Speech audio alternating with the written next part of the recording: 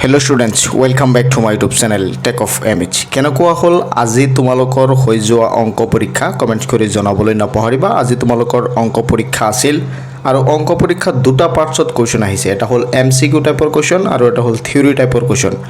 মই এটা ভিডিও তোমালোকক কৈছিলো যে এমসিকিউ পাৰ্টৰ যিখিনি কোৱেশ্চন আছে সেই কোৱেশ্চনখিনি অংকত তোমালোকে চাবা কনসেপচুৱেল আহিব, কনসেপ্টৰ ওপৰত আহিব, কনসেপ্ট ক্লিয়াৰ থাকিলে হে তোমালোকে কৰিব পাৰিবা।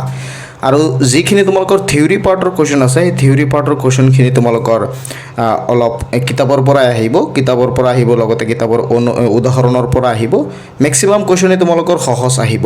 তো তোমালোকৰ তাত কোৱেশ্চন পেপাৰ কেনেকুৱা লাগিছে আজি হৈ যোৱা অংক পৰীক্ষাৰ কোৱেশ্চন পেপাৰ কমেন্ট কৰি জনাবলৈ নাপাহৰিবা। কোনটো পাৰ্টছত তুমি কিমান পাবা। এমসিকিউ তোমালোকৰ পাস কৰিবলৈ হলে 13 মাৰ্কস পাব লাগিব, অৰ্থাৎ 13টা এমসিকিউ তোমালোকৰ শুদ্ধ হ'ব লাগিব।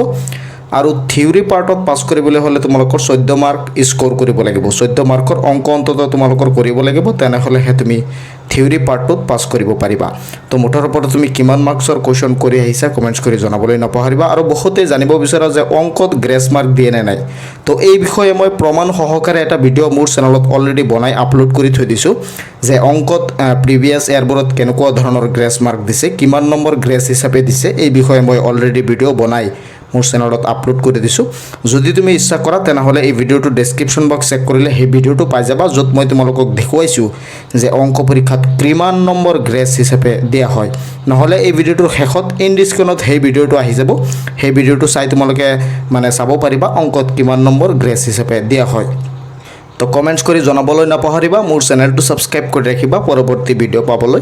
লগ পাম পৰৱৰ্তী ভিডিওত। চাই থাকিবা তোমালোকৰ আপোন চেনেল টেক অফ এমএচ।